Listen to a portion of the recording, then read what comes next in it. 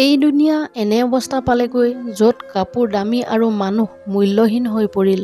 মনত ৰাখিব, যদি আনৰ পৰা আশা কৰে তেন্তে হাৰি যাব আৰু নিজৰ পৰা আশা কৰে তেন্তে জিকি যাব।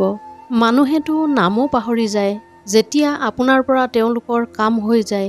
সেই লোকৰ আগত সদায় আনন্দত থাকিব যি লোকে আপোনাক পচন্দ নকৰে, কাৰণ আপোনাৰ আনন্দই তেওঁলোকক শান্তিত জীয়াই থাকিব নিদিব। জীৱনত কেতিয়াও যোৱাসকলৰ শাস্তি অহাসকলক নিদিব।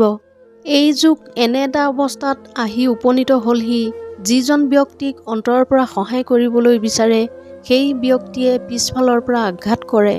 সকলোৰে আগত যদি মিলিও থাকিব, কিন্তু আনৰ তলত কেতিয়াও নাথাকিব। যেতিয়া মানুহে প্ৰয়োজনতকৈ বেছি গুৰুত্ব পাই যায়, তেতিয়া তেওঁলোকে আনৰ গুৰুত্ব আৰু মূল্য কেতিয়াও বুজি নাপায়। মানুহ তেতিয়াই বেয়া হ'বলৈ আৰম্ভ কৰে যেতিয়া মানুহে তেওঁৰ ভাল হোৱাৰ সুবিধা ল'বলৈ ধৰে। স্বাৰ্থ নাথাকিলে মানুহে কথা পতাটো দূৰৰে কথা, দেখাদেখি হ'বলৈও এৰি দিয়ে। সেয়েহে আশা সদায় নিজৰ ওপৰত কৰক, আনৰ ওপৰত নহয়। জীৱনত সফল হ'বলৈ হ'লে স্বাধীন হোৱাটো খুবেই প্ৰয়োজন।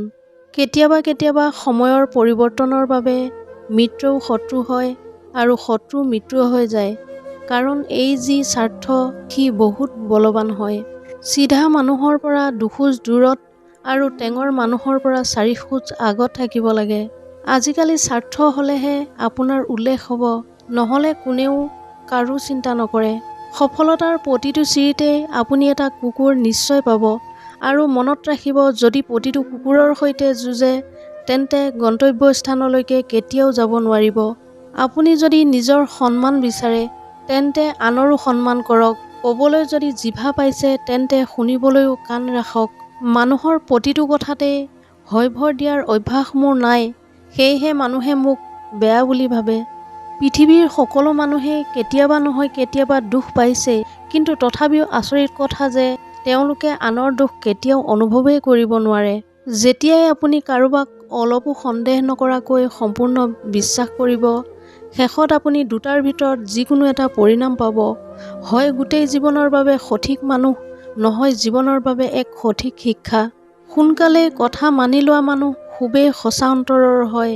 আত্মসন্মান বিক্ৰী কৰি আপুনি কেতিয়াও সুখী হ'ব নোৱাৰে।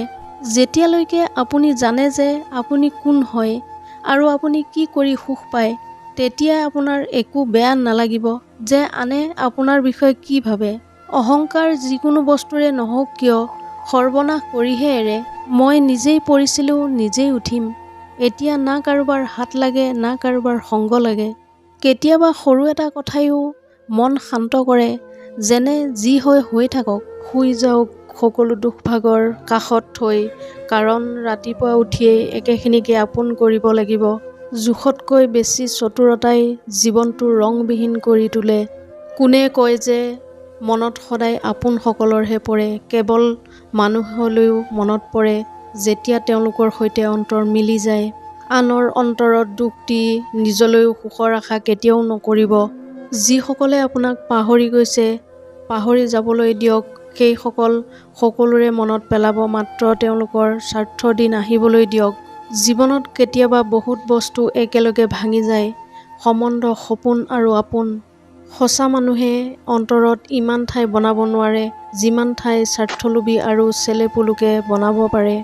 আপোনাৰ বন্ধু ধনীয়ে হওক বা দুখীয়া সেইটো প্ৰয়োজনীয় নহয়, তাৰ পৰিৱৰ্তে আপোনাৰ বেয়া সময়ত আপোনাৰ বন্ধুৱে সংগ দিয়ে বা সংগ ত্যাগ কৰে, মাত্ৰ সেইটোহে প্ৰয়োজনীয়।